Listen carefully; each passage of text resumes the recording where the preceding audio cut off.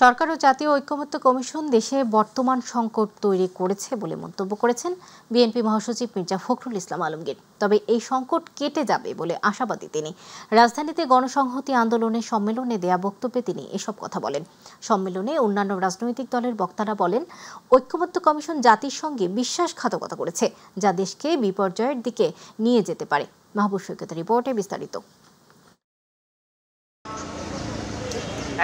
রাজধানীর রমনা ইঞ্জিনিয়ার্স ইনস্টিটিউশনে গণসংহতি আন্দোলনের পঞ্চম জাতীয় কাউন্সিল। আমন্ত্রিত অতিথির বক্তব্যে ঘোষিত সময় ঠিক রেখে জাতীয় নির্বাচনের দাবির পাশাপাশি বিচার এবং সংস্কারকেও এগিয়ে নিতে সরকারকে তাগিদ দেন বক্তারা। এমন কোন অবস্থা সৃষ্টি করবেন না যাতে দেশে একটা অস্থিতিশীল রাজনৈতিক পরিস্থিতি তৈরি হয়। বাংলাদেশ যে পরিবর্তনকামীর পথে এগিয়ে যাচ্ছে, সেই জায়গায় এগিয়ে নিতে হলে আপনাদেরও এই নতুন পজিটিভ পরিবর্তনকে ইতিবাচকভাবে দেখতে হবে। বড় দলগুলোর সমালোচনা নয়, বরং বড় দলগুলোর কোন দিকটি তাদেরকে বড়ত্বের জায়গায় নিয়েছে সেই পাঠ থেকে আমরা ইনশাআল্লাহ আগামী দিনে তাদেরকে চ্যালেঞ্জ করব। জুলাই সনদ বাস্তবায়নের সুপারিশ নিয়ে সৃষ্ট সংকটের বিষয়ে কথা বলেন বিভিন্ন রাজনৈতিক দলের নেতারা। আপনারা কি একটা সহিংসতাকে ডেকে আনছেন? রাজনৈতিক দুর্যোগকে আপনারা কি উস্কিয়ে দিচ্ছেন? ঐক্যমত্য কমিশনের সদস্যদেরকে এটা নিশ্চয়ই আমরা জিজ্ঞেস করতে পারি। জুলাই সনদ খেয়াল করবেন, দলিল যখন লেখা হয় তখন পর্যন্ত সংশোধন করা যায়, কিন্তু দলিল যখন সই হয়ে যায় তখন সেই দলিল বদল করা যায়। ঐক্যমত্য কমিশনের সুপারিশে বিভেদ তৈরি হচ্ছে অভিযোগ করে সমাধানে সরকারকেই পদক্ষেপ নেওয়ার আহ্বান জানান বিএনপি মহাসচিব। আজকে যে সংকট তৈরি করেছে এই অন্তর্বর্তীকালীন সরকার, ঐক্যমত্য কমিশন, আমি বিশ্বাস করি যে এই সংকট কেটে যাবে।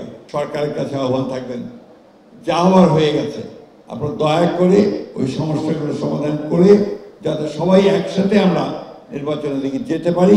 কিন্তু অবশ্যই আপনাদেরকে নিজে এই যে জায়গা তৈরি করেছেন তার থেকে বেরিয়ে আসতে হবে, আপনাদেরকে অন্য কেউ সেটা করে দেবে না। এর আগে জাতীয় প্রেস ক্লাবে জেএসটির আলোচনা সভায় একই বিষয়ে কথা বলেন মির্জা ফখরুল ইসলাম আলমগীর। কিন্তু আমরা খুব পরিষ্কার করে বলতে চাই, গণভোট নির্বাচনের আগে করার কোনো সুযোগ এখন আর নাই। নির্বাচনের দিনই গণভোট হবে, সে কথা আমরা পরিষ্কার করে বলেছি।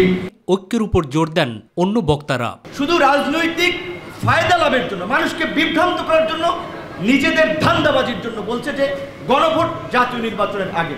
আগামী দিনে বাংলাদেশের বিপর্যয়ের জন্য সমস্ত দায়-দায়িত্ব আপনাকে নিতে হবে। জনগণ আপনাদেরকেও ক্ষমা করবে না। মাহবুব সৈকত, মাই টিভি, ঢাকা। বিএনপি সংস্কার প্রস্তাব না মানলে নতুন করে রাজনৈতিক সংকট তৈরি হবে বলে মন্তব্য করেছেন জামায়াত ইসলামীর নায়েবে আমির ডাক্তার সৈয়দ আব্দুল্লাহ মোহাম্মদ তাহের। কুমিল্লার 14 গ্রামে নিজ নির্বাচনী এলাকায় নির্বাচন কেন্দ্র পরিচালকদের নিয়ে সমাবেশে তিনি মন্তব্য করেন। এদিকে খুলনার স্বাধীনতা চত্বরে আয়োজিত হিন্দু সম্মেলনে জামায়াতের সেক্রেটারি জেনারেল মিয়া গোলাম পরোয়ার জানান, জুলাই সনদ বাস্তবায়ন ও নভেম্বরে গণভোটের মাধ্যমে ফেব্রুয়ারিতে জাতীয় নির্বাচন দিতে হবে। এসএম আরিফের রিপোর্টে বিস্তারিত। খুলনার স্বাধীনতা চত্বরে আয়োজিত হিন্দু সম্মেলনে কথা বলেন জামায়াতের সেক্রেটারি জেনারেল মিয়া গোলাম পরোয়ার। বিদ্যমান রাষ্ট্রের সুন্দর সংস্কারের জন্য ন্যাশনাল কনসেনসাস কমিশন যে সংস্কার করেছে, তিনি জানান, নভেম্বরে গণভোট ও নির্বাচনের আগে জুলাই সনদ বাস্তবায়ন করতে হবে। আমরা ফেব্রুয়ারিতে নির্বাচন চাই, প্রোভাইডেড জুলাই সনদ বাস্তবায়ন আদেশ জারি করুন, নভেম্বরে গণভোট দিন এবং আগামী সংসদে এটা আইনি ভিত্তি যখন পেয়ে যাবে সব সংস্কার তখন কাজে লাগবে। এদিকে কুমিল্লার 14 গ্রামে নিজ নির্বাচনী এলাকায় নির্বাচন কেন্দ্র পরিচালকদের সম্মেলনে যোগ দেন জামায়াতের নায়েবে আমির ডাক্তার সৈয়দ আব্দুল্লাহ মোহাম্মদ তাহের। এ সময় সংস্কার প্রস্তাব নিয়ে বিএনপির অবস্থানের সমালোচনা করেন তিনি। এখন বিএনপি যদি সংস্কার না মানে, এখন এই কথাটি বলা আমি মনে করি তাদের দায়িত্বহীনতার পরিচয়, নতুন করে দেশে একটি রাজনৈতিক সংকট তৈরি করার অপপ্রয়াস এবং ফেব্রুয়ারিতে যে নির্বাচনটি এসে গেছে এই নির্বাচন সম্পর্কে মানুষের ভিতরে সংশয় তৈরি করার একটি অপকৌশল। এছাড়া ঢাকার মিরপুর 13 নম্বরে শেরেবাংলা সরকারি প্রাথমিক বিদ্যালয় মাঠে ব্রেস্ট ক্যান্সার সচেতনতামূলক ক্যাম্পে অংশ নিয়ে দলটির নায়েবে আমির অধ্যাপক মুজিবুর রহমান বলেন, পিআর পদ্ধতিতে নির্বাচন হলে কেন্দ্র দখল ও জাল ভোট বন্ধ হয়ে যাবে। আজকের মধ্যেই প্রধান উপদেষ্টাকে আমরা বলেছি, অধিকাংশ দল তারা চায় এখানে পিয়ার পদ্ধতি, এই পদ্ধতি চালু হলে এখানে ডাকাতি হবে না, এখানে গুন্ডামো হবে না। SM Arif, MyTV, Dhaka. এদিকে লেভেল প্লেইং ফিল্ড তৈরি পিআর পদ্ধতিতে নির্বাচনের দাবি জানিয়েছেন বাংলাদেশ জামায়াতে ইসলামের নায়েবে আমির অধ্যাপক মুজিবুর রহমান। রাজধানীর মিরপুরে বাংলাদেশ জামায়াতে ইসলাম আয়োজিত শ্রমিক সমাবেশে এই দাবি জানান তিনি। অধ্যাপক মুজিবুর রহমান বলেন, নির্বাচনের আগে গণভোটের আয়োজন করতে হবে। নির্বাচনকে বানচাল করতে যারা ফ্যাসিস্টদের সহযোগিতা করেছেন তাদের পরিণতি একই হবে, হুঁশিয়ারি দেন জামায়াতের নায়েবে আমির। নির্বাচনের আগে আওয়ামী লীগ ও শেখ হাসিনার বিচারের দাবিও জানান তিনি।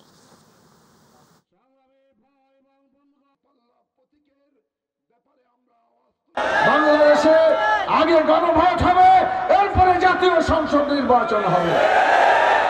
আল্লাহ তাআলা আমাদের দাবিকে কবুল করুন। সংগ্রামী সাথী ও বন্ধুগণ, আমরা আরেকটা দাবি করেছি, সেটা হলো লেভেল প্লেইং ফিল্ড হতে হবে। আচ্ছা, খেলাধুলা যদি হয় একদিক উঁচা আর একদিকে নিচা, তাহলে কি এটি ইনসাফ হবে? অতএব ফিল্ডকে সমতল করতে হবে, লেভেল প্লেইং ফিল্ড হতে হবে। সমাজের সব লেভেলের নেতৃত্বের সততার অভাব, এবং এটার চিকিৎসাও হচ্ছে একটি, সেটা হলো সৎ নেতৃত্ব প্রতিষ্ঠিত করা। গণভোট নির্বাচনের আগে হবে না পরে হবে, বিষয়টি এখনও নির্বাচন কমিশনারের নজরে আসেনি। সরকার কিভাবে প্রস্তুতি নিচ্ছে সে বিষয়টি নির্বাচন কমিশনারের কাছে এখনও পৌঁছায়নি। সিদ্ধান্ত হলে আনুষ্ঠানিকভাবে জানানো হবে বলে মন্তব্য করেছেন নির্বাচন কমিশনার আনোয়ারুল ইসলাম। তিনি আরও বলেন, আগামী ফেব্রুয়ারিতে রমজান মাসের আগে জাতীয় সংসদ নির্বাচন অনুষ্ঠিত হবে। কমিশন নির্বাচনে কর্মপরিকল্পনা ইতোমধ্যে প্রকাশ করেছে। নির্বাচনের যে তফসিল ডিসেম্বরের প্রথম ভাগে ঘোষণা করা হবে। দুপুরে পটুয়াখালী সার্কিট হাউসে সাংবাদিকদের সাথে কথা বলার সময় তিনি এসব কথা বলেন। ফেব্রুয়ারি মাসে আমাদের ত্রয়োদশ জাতীয় সংসদ নির্বাচন অনুষ্ঠিত হবে। সেটার প্রস্তুতি হিসাবেই আমরা সারা দেশে যারা ভোট গ্রহণ করবেন, presiding officer, polling officer, returning officer, তাদের সাথে আমরা মত বিনিময় করে আসতেছি। সেটার অংশ হিসাবে আমরা এখানে এসেছি। আমাদের এই কর্মশালাটি কালকে অনুষ্ঠিত হবে এবং সারা দেশে একটা ব্যাপক সাড়া পড়েছে। প্রধান উপদেষ্টার প্রেস সচিব মোহাম্মদ শফিকুল আলম জোর দিয়ে বলেছেন, আগামী ফেব্রুয়ারির 15 তারিখের মধ্যে সংসদ নির্বাচন অনুষ্ঠিত হবে এবং এটাকে পেছানোর মতো কোনো শক্তি নেই। এছাড়া গণভোটের বিষয়ে প্রধান উপদেষ্টা সিদ্ধান্ত নেবেন বলে তিনি জানিয়েছেন।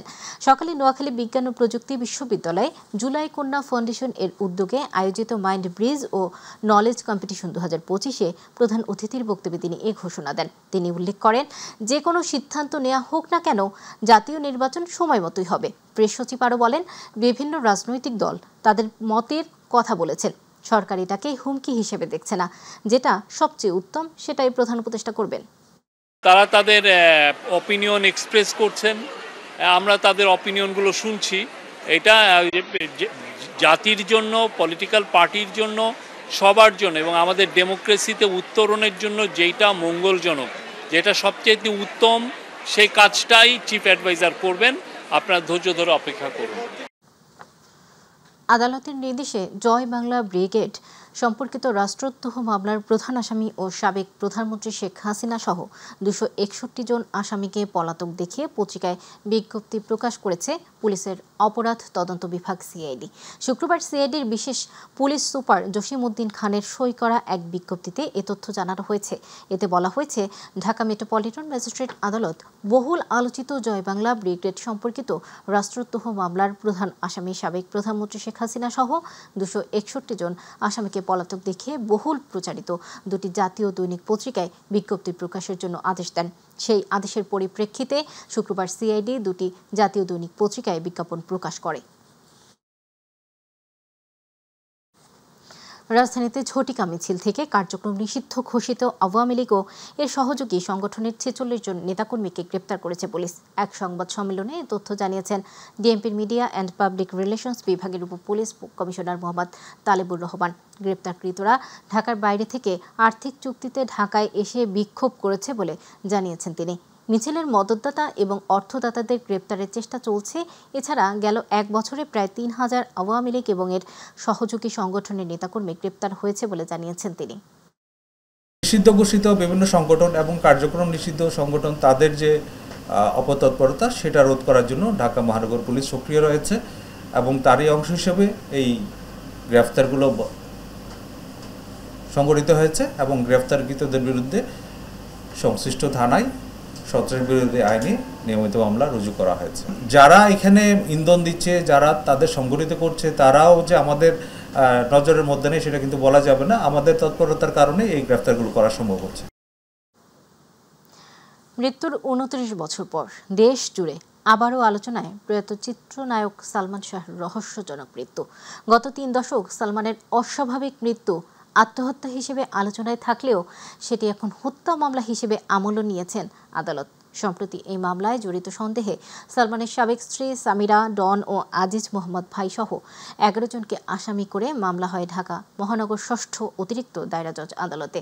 আরও জানাচ্ছেন জাহিদ আহমেদ বাবু।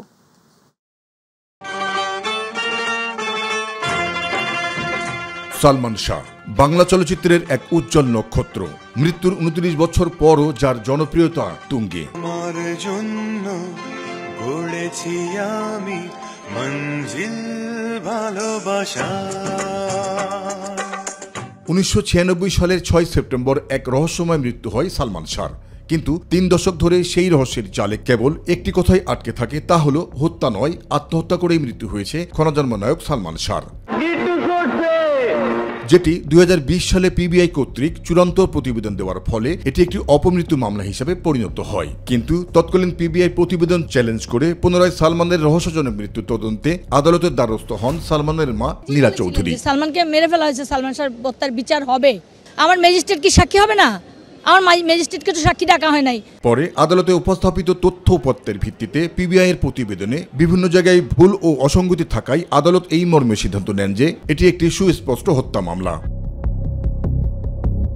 আর সেই ধারাবাহিকতায় চলতি মাসের 20 তারিখ সালমান পরিবার কর্তৃক দায়েরকৃত রিভিশন দোতরফা শুনানির মাধ্যমে নিষ্পত্তি করে এই রায় দেন আদালত। তাই দীর্ঘ 29 বছর পর অপমৃত্যুর এই মামলাটি হত্যা মামলায় রূপান্তর হওয়ায় একটি হত্যা মামলা দায়ের করা হয় রাজধানীর রমনা থানায়। এই ঘটনায় সালমান শাহর সাবেক স্ত্রী সামিরা হক, ডন ও আজিজ মোহাম্মদ ভাই সহ 11 জনকে আসামি করে একটি হত্যা মামলা দায়ের নির্দেশ দেন আদালত। আর এই ঘটনায় আসামিদের গ্রেপ্তারে পুলিশ তৎপর রয়েছে বলে জানান রমনা মডেল থানার ভারপ্রাপ্ত কর্মকর্তা গোলাম ফারুক। বেশ কিছু আসামি দেশের বাইরেও আছে, আর যারা দেশে আছেন তাদের দেশ থেকে জন্য আমরা মাননীয় আদালতের মাধ্যমে ইমিগ্রেশনকে চিঠি দিয়েছি, আর তাদের অবস্থান শনাক্তের জন্য চেষ্টা আমরা করতেছি। এতদিন এই মামলাটিকে ক্ষমতার দাপটে প্রবাহিত করা হয়েছে জানিয়ে সালমানের মামা আলমগীর কুমকুম জানান, সত্যের মৃত্যু নেই। সবে শুরু হলো, ইনশাল্লাহ প্রমাণিত হবে, প্রমাণ হবে যে এটা প্রিপ্ল্যান মার্ডার। তিনি জানান, আত্মহত্যা নয় বরং হত্যা করেই মারা হয়েছে প্রয়াত নায়ক সালমান শাহকে। তাই খুব শীঘ্রই সালমান হত্যার বিচার দেখবে তার অগণিত ভক্তরা। এগুলো ধামাচাপা দেওয়ার কোনো রাস্তা নাই, এটা উঠবেই উঠবে ইনশাল্লাহ ইনশাল্লাহ।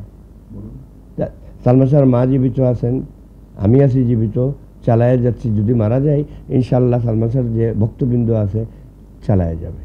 এতদিন পর সালমান শাহ আবারও কেন আলোচনায়, এমন প্রশ্নের জবাবে বাদীর আইনজীবীও বললেন, ক্ষমতার দাপটে ঢাকা পড়েছিল হত্যার রহস্য। তাদের রিপোর্টে যে ত্রুটিগুলো ছিল সেটা গত যে 20 তারিখে যে রায় প্রচার হয়, আদালত প্রচার করেন, আদালত নিজে পড়ে কোথায় ত্রুটি ছিল একদম নির্দিষ্ট করে বলেছেন যে এখানে ত্রুটি আছে, যার কারণে আবার তিনি এই মামলাটাকে এজাহারভুক্ত করতে বললেন এবং তদন্ত করতে বললেন এবং হত্যা মামলায় রূপান্তর করে দিলেন। জানান, ঢাকা মহানগর 6ষ্ঠ অতিরিক্ত দায়রা জজ আদালত এটিকে হত্যা মামলা হিসাবে আমলে নেওয়ায় ধীরে ধীরে উন্মোচিত হতে চলেছে কিংবদন্তি নায়ক সালমান শাহ মৃত্যু রহস্য। সংবাদ পাওয়া মাত্র আসামিকে যে কোনো সময় গ্রেপ্তার করতে পারবেন। জাহিদ আহমেদ বাবু, মাই টিভি, ঢাকা। রাজধানীর বাজারগুলোতে সবজির সরবরাহ বেড়ে যাওয়ায় দামও কমেছে।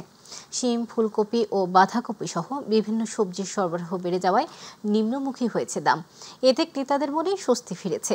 সপ্তাহের ব্যবধানে একাধিক সবজি কেজিতে প্রায় 30 থেকে 40 টাকা করে কমেছে। চলতি মাসের শুরুতে শিম 200 টাকায় বিক্রি হলেও এখন বিক্রি হচ্ছে 50 টাকা দরে। রাজধানীর কারওয়ান বাজারে এমন চিত্র দেখা যায়। ইলিয়াস মাতবরের প্রতিবেদনে বিস্তারিত। শুক্রবার সাপ্তাহিক ছুটির দিন, এদিন কর্মজীবী মানুষেরা তাদের পুরো সপ্তাহের বাজার করে থাকেন, তাই অন্য দিনের তুলনায় এদিন স্বাভাবিকভাবে বাজারে ভিড় কিছুটা বেশি দেখা যায়। রাজধানীর কারণ বাজারে ঘুরে দেখা যায় প্রায় সব ধরনের সবজি কেজিতে 30 থেকে 40 টাকা করে কমেছে। তবে শীত আসলে সবজির দাম আরও কমবে বলে মনে করছেন ক্রেতারা। আজকে যেমন এক্সপেকটেশন ছিল ওই অনুযায়ী কমে নাই, স্থিতিশীল, এবং কিছু কিছু সবজির আবার অল্প একটু দাম বেশিও পেলাম। 1 কেজি সিম কিনছি 250 টাকা, এখন 1 কেজি সিম 70 টাকা, এবং একটা ফুলকপি কিনছি 100 টাকা, এখন একটা ফুলকপি 50 টাকা। বিক্রেতারা বলছেন সিম, ফুলকপি, বাঁধাকপির দাম কমার কারণে অন্য সবজির দামও কমতির দিকে। সবজি আলহামদুলিল্লাহ এখন আমদানি বাড়তেছে, দামও কমতেছে। সিম গত সপ্তাহে ছিল 100 থেকে 120 টাকা, এই সপ্তাহে 80 থেকে 70। তারপরে ফুলকপি 40 থেকে 50 টাকা পিস, আগে ছিল 100 টাকা 80 টাকা পিস। পানির দামের চেয়ে কম দাম, 1 লিটার পানি খাইতে গেলে কত লাগে, এর চেয়ে কম দাম আছে সবজির দাম। এদিকে মুদি পণ্য ও চালের দাম স্থিতিশীল অবস্থায় রয়েছে বলে জানান বিক্রেতারা। আজকে 15 দিন যাবৎ চালের দাম একই রকমই আছে। তো আমরা আশাবাদী সামনে সিজন আসতেছে, হয়তো সিজন আসলে চালের দাম কমানোর সম্ভাবনা আছে। ব্রয়লার মোরগ বিক্রি হচ্ছে 170, সোনালী মোরগ 280, দেশি মোরগ 540 টাকা দরে বিক্রি হচ্ছে। এছাড়া বাজারে গরুর মাংস 760 টাকা ও খাসির মাংস 1200 টাকা দরে বিক্রি হচ্ছে। ইলিয়াস মাতবর, মাই টিভি, ঢাকা। 17 বছরে বাংলাদেশের মানুষের ভোটের অধিকার হরণ করা হয়েছিল। সেই ভোটের অধিকার ফিরিয়ে দেয়া হবে আগামী নির্বাচনের লক্ষ্য। এবারের নির্বাচন হবে উন্নয়ন ও স্থিতিশীল রাজনীতি কায়েম করা বলে জানিয়েছেন attorney general advocate Mohammad Asaduzzaman. শুক্রবার বিকেলে ঝিনাইদহ শৈলকুপায় এক গণসমাবেশে প্রধান অতিথির বক্তব্যে তিনি কথা বলেন। শেখ হাসিনা পালিয়ে গেলেও তাদের নেতাকর্মীদের সরকার নজর রাখছে উল্লেখ করে অ্যাটর্নি জেনারেল হুঁশিয়ারি দিয়ে বলেন, আগামীতে কোনো ষড়যন্ত্র করার চেষ্টা করা হলে তার ফল ভালো হবে না। বাংলাদেশের সমস্ত সেক্টরে মানুষের ভোটের অধিকার হরণ করা হয়েছিল। 17 বছর পরে আগামী দিন ভোট দিতে যাচ্ছেন। এই ভোটের লক্ষ্য হবে বাংলাদেশে গণতন্ত্র পুনরুদ্ধার করা। এই ভোটের লক্ষ্য হবে বাংলাদেশে উন্নয়ন এবং স্থিতিশীল রাজনীতি কায়েম করা। ক্ষমতায় গেলে শহর ও গ্রামের মধ্যে শিক্ষার গুণগত পার্থক্য কমিয়ে এনে শ্রেণীকক্ষে মাল্টিমিডিয়ার মাধ্যমে পাঠদান করার উদ্যোগ নেওয়া হবে বলে জানিয়েছেন বিএনপির ভারপ্রাপ্ত চেয়ারম্যান তারেক রহমানের উপদেষ্টা ডক্টর মাহাদি আমিন। ঢাকা বিশ্ববিদ্যালয় চারুকলা অনুষদ প্রাঙ্গণে জাতীয়তাবাদী যুবদলের 47তম প্রতিষ্ঠা বার্ষিকী ও শিশু উৎসব 2025-এর চিত্রাঙ্কন প্রতিযোগিতার পুরস্কার বিতরণী অনুষ্ঠানে এসব কথা বলেন। দেশের কারিগরি শিক্ষা ব্যবস্থা শক্তিশালী করার প্রতিশ্রুতিও দেন ডক্টর মাহাদি আমিন। রাষ্ট্রপতি জিয়া রহমান কিন্তু শিশুদের জন্য ওনার অনেক ফিলিংস ছিল, ভালোবাসা ছিল। তিনি প্রথম বাংলাদেশে এখান থেকে প্রায় কয়েকশো গজ দূরেই কিন্তু শিশু পার্ক করেছিলেন। আমরা এমন একটা শিক্ষা ব্যবস্থা চাই যেখানে আমাদের শহর এবং গ্রামের বৈষম্য থাকবে না। আমাদের নেতার চিন্তা ভাবনা আছে যারা প্রাইমারি স্কুলের শিক্ষক, যেহেতু শিক্ষকদের একটা বড় ভূমিকা রয়েছে শিক্ষার্থীদের ছাত্রছাত্রীদের সৃজনশীলতা তৈরিতে, প্রতিটি শিক্ষকের জন্য সুযোগ সুবিধা বাড়ানো হবে। টানা 9 মাস বন্ধ থাকার পর শনিবার থেকে সেন্ট মার্টিনে ভ্রমণে সরকার নিষেধাজ্ঞা উঠে যাচ্ছে। এর জন্য এমভি কর্ণফুলী ও এমভি বারো আউলিয়া নামে দুটি জাহাজকে কক্সবাজার সেন্ট মার্টিন রুটে চলাচলের অনুমতি দেওয়া হয়েছে। দুই জাহাজে দৈনিক যেতে পারবেন 2000 পর্যটক, কিন্তু দীর্ঘ 3 থেকে 4 ঘন্টা জাহাজে চড়ে পৌঁছালেও নেই রাতে থাকার অনুমতি। মাত্র 1 ঘন্টা দ্বীপে ঘুরেই আবার জাহাজে উঠতে হবে। এ কারণে পর্যটকরা উৎসাহিত হচ্ছেন না সেন্ট মার্টিন যেতে। আর পর্যাপ্ত যাত্রী না পেলে কক্সবাজার সেন্ট মার্টিন রুটে লোকসান দিয়ে জাহাজ ছাড়তে চাইছেন না মালিকেরাও। শুরুতেই জাহাজ চলাচলের অনিশ্চয়তা নিয়ে বিভ্রান্ত যাত্রীরাও। অনেকেই ইচ্ছে থাকলেও যাত্রা বাতিল করেছেন, তবে জাহাজ চালাবেন না এ কথা স্পষ্ট করেও বলতে নারাজ জাহাজ মালিক ও পর্যটন ব্যবসায়ীরা। গাজীপুরের জয়দেবপুর জংশনের কাছে মোহনগঞ্জগামী মোহনগঞ্জ এক্সপ্রেস ট্রেনের পাওয়ার কার বগি লাইনচ্যুত হয়েছে। দুপুরে ঢাকা থেকে ছেড়ে আসা মোহনগঞ্জগামী মোহনগঞ্জ এক্সপ্রেস ট্রেনটি জয়দেবপুর জংশনে প্রবেশের মুহূর্তে আউটার সিগন্যালে ট্রেনটির পাওয়ার কার বগি লাইনচ্যুত হয়। এই সময় ট্রেন লাইনের লোহার পাত ভেঙে যায়। তবে লাইনচ্যুত ট্রেনটি জংশনের এক পাশের লাইনে থাকায় বিকল্প লাইনে ট্রেন চলাচল স্বাভাবিক রয়েছে। জয়দেবপুর জাংশনের স্টেশন মাস্টার মাহমুদুল হাসান ঘটনার সত্যতা নিশ্চিত করে জানান, ওই ট্রেনের একটি বগি লাইনচ্যুত হলেও ঢাকার সাথে উত্তরবঙ্গ ও ময়মনসিংহগামী ট্রেন চলাচল স্বাভাবিক রয়েছে।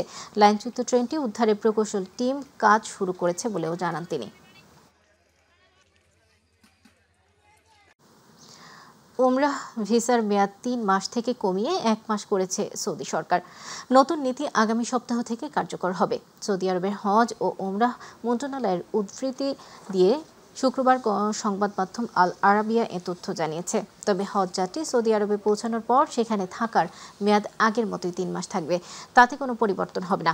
গালফ নিউজের প্রতিবেদনে বলা হয়, সংশোধিত নিয়ম অনুযায়ী ভিসা ইস্যু হওয়ার 30 দিনের মধ্যে যদি কোনো হজ যাত্রী সৌদি আরবে প্রবেশের জন্য নাম নথিভুক্ত না করেন, তাহলে উমরাহ ভিসা স্বয়ংক্রিয়ভাবে বাতিল হয়ে যাবে। ভিসা ব্যবস্থাপনা সহজতর করা ও হজ যাত্রীদের প্রবেশ প্রক্রিয়া সহজ করার জন্য এই পদক্ষেপ নেওয়া হয়েছে।